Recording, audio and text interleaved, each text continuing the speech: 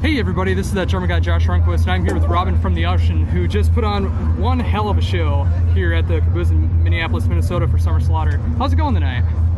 Pretty good. It's a nice summer day, and we have an outdoor area to chill, so it's pretty cool. Oh, the place is fucking tiny as fuck. There's no backstage. The stage was really fucking crammed, and no time to set up or test anything. So we had a bit of a hard time today, but it was good energy. Like, people seem to dig it really, so that was good. Oh, very much so. Myself included. This is actually the second time I've been fortunate enough to see you guys. The first time was the Impromptu Tour that you did a couple years ago when you played at Station 4 in St. Paul, Minnesota. Right. Sadly, I think I was one of the 15 people that was there, but I was one of the 15 people who loved being there. Yeah, that show was booked like a week before. That was like a super spontaneous thing. But yeah, it was fun. That whole tour was pretty different from anything we've done the past couple of years. Mainly booked that tour because we were supposed to do another tour, which fell through, and then we got this replacement tour, which was supporting Devin Townsend, and that started at the same time on the East Coast, but finished on the West Coast in Vancouver. However, our flights were booked out of Boston, so we had to drive all the way back from Seattle to Boston, basically, and we started booking shows on the way. It was like a week notice, basically, so it was all like house shows, and small shows like that one at Station 4. But it worked out. We got like 14 shows in 14 days. We got gas money. People hooked us up with places to crash and food, and it was fun. A bit of a back to the roots kind of thing, so it was cool. Oh, very cool. And the one thing I absolutely love about you guys is the stage presence and the entire show that you guys pull off. And I mean, even though it was like cramped on stage tonight, it still came through just as well as like the Station 4 show. I mean, it's just awesome to see you guys playing again. Cool, man. Thanks. Oh, not a problem. So how did this tour come together for you guys being on Summer Slaughter? Well, we got the offer in January, and I was kind of skeptical at first because it's, this tour has a reputation of being a straight-up death metal tour, and I was not so sure if this was going to be good for us to, play with this kind of bands. But when I saw the lineup with Dillinger, Animals as leaders, Norma Jean, bands like that, I thought that this might very well fit, actually, and that's why we decided to do it. And I think it's been a good move. It's difficult for us because we have a 25-minute set, which is really fucking short. We're supposed to get 30. They cut it down shortly before the beginning of the tour, which pissed me off quite a lot before we even started. But we found our routine now, and got used to it. And it's in the end, it's a promotional tour for us. We're doing this to play for kids that may not be aware of the band yet. And we want those guys to come back when we headline in February, March, probably next year. Oh, sweet. That's the plan. So, it is what it is. It's throwing it out there and, getting a couple more people hooked up, basically, and, making them come back when we come back with a proper tour and a proper headline set, which is going to be like 75, 80 minutes. Then. Oh, awesome. I really hope it comes here. I'd love to see that. So how has the crowd response been so far? Good, really good. I mean, we're kind of like the weird band on this tour, the odd band, because right after us it's Cattle Decapitation, right before us it's Revocation and Aeon, so it's all pretty heavy stuff. Then we have these sides as well, but we also have the more ambient, kind of like moody atmospheric parts.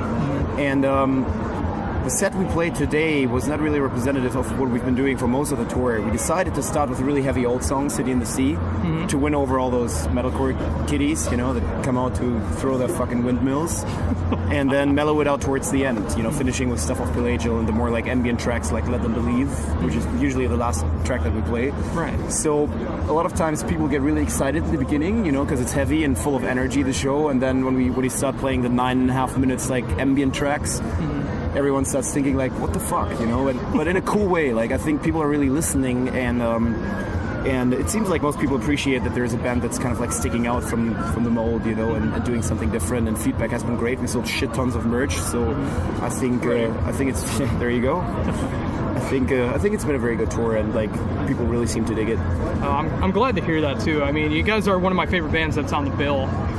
For sure, and I just love it this year because it is so diverse that it does actually fit in with every band that's in there. Yeah, exactly, and like that's why we decided to do this, because it's no longer a straight up death metal tour. It starts like that pretty much, but then with bands like Animals as leaders coming in, and Norma Jean doing the more like 90s hardcore thing, which works out really cool. I think really like this band.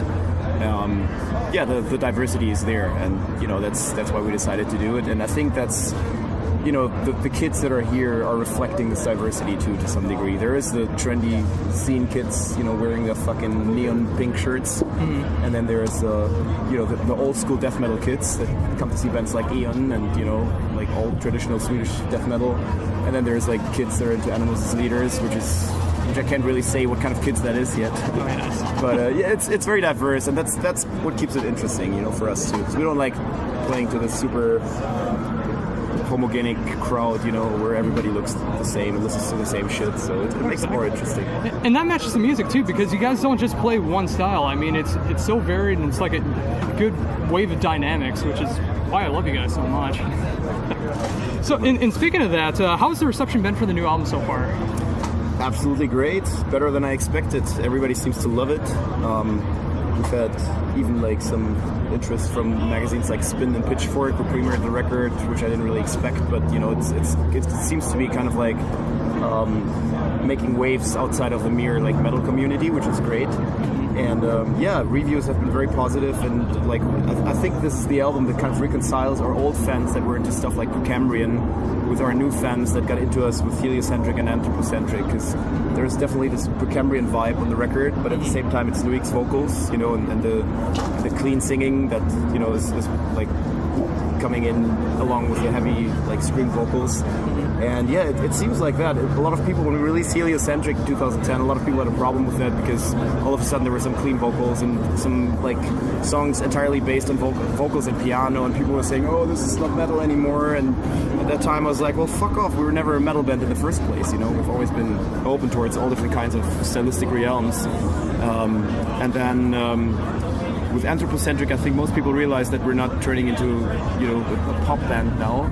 And now with this new album, we're really at the point where, like, both the old fans and the new fans that started discovering us with heliocentric and anthropocentric are in the boat and are appreciating what we do again, coming out to our shows, and that's why we're in a very strong position right now, I think. Oh, very cool. And I'm glad to see it, too. So how did the writing process come about for the new album?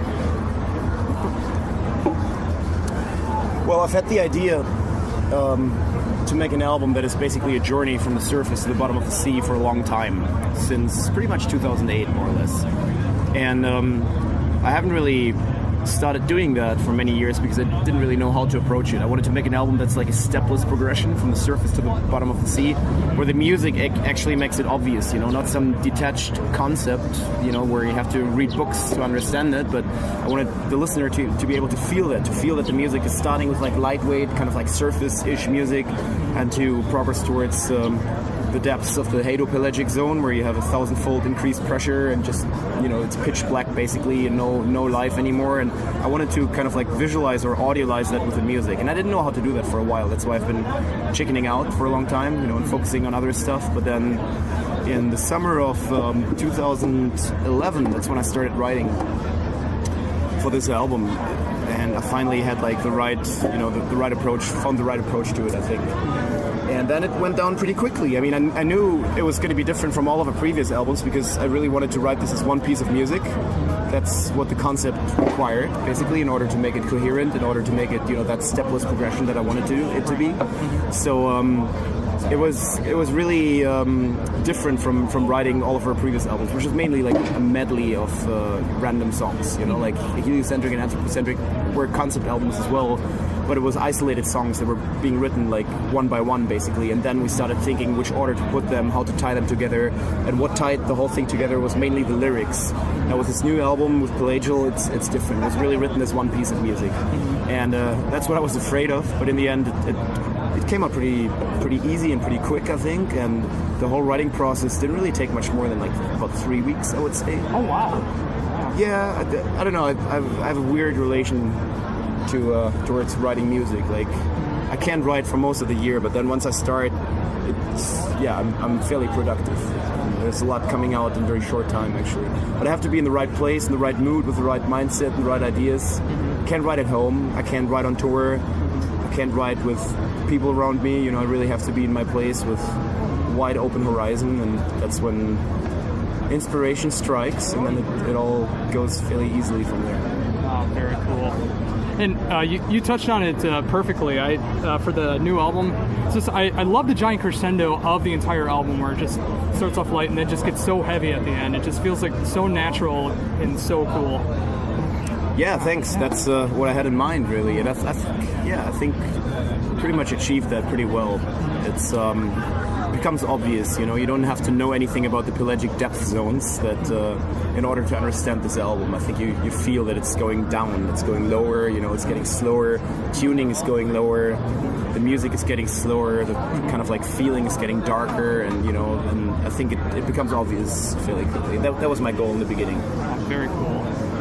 When you come back, if everything works right for the headlining tour, is there a chance of playing the whole thing all the way through? Oh, absolutely. We've already done that in Europe on the tour we've done with Cult of Luna in April, May. There were many shows where we played the whole thing. And we're planning to do that when we come back too, but at the same time, we also want to play some stuff off the Centric albums, because people always ask for that, and we've done only two US tours where we played songs off of those albums, and that was right after they came out, basically. So I do want to not entirely only play the new album, but I want to play like the new album, and then maybe have a short break, and then play another like half hour of like old stuff or something like that. That's the plan. Oh, that would be very cool. Getting hit on both sides.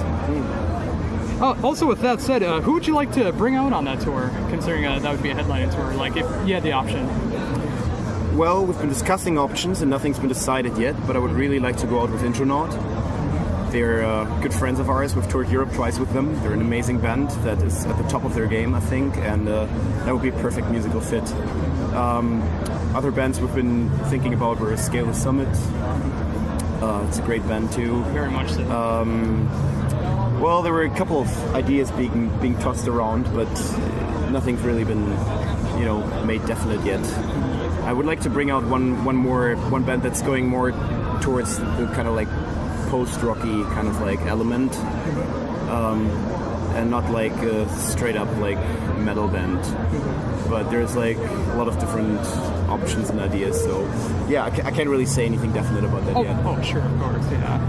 But yeah, I'd definitely be looking forward to that. So what are the current plans besides that tour that you have after this tour? I would like to bring out He Is Legend. That would be cool. Oh, no, that would be cool. Yeah. Yeah, we'll see. Sorry, what was your question? Oh, I was saying, besides the hopefully upcoming headlining tour next year, what are your current plans after this tour?